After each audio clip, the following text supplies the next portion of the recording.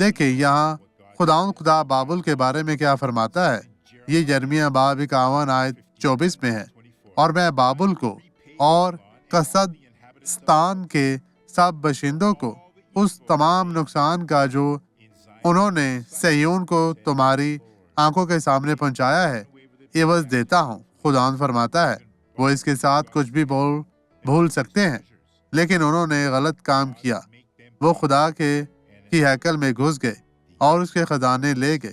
خدا اس کے لیے معاوضہ دے گا۔ اس کے بعد آپ کو وہی جانا ہے۔ اگر آپ غلط طریقے سے کام کرتے ہیں تو آپ کو بہت زیادہ قیمت ادا کرنی پڑے گی۔ اس لیے غور کریں اور برکت پائیں۔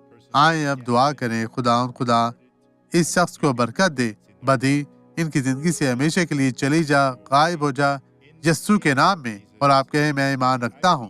خداوند آپ کو برکت دے۔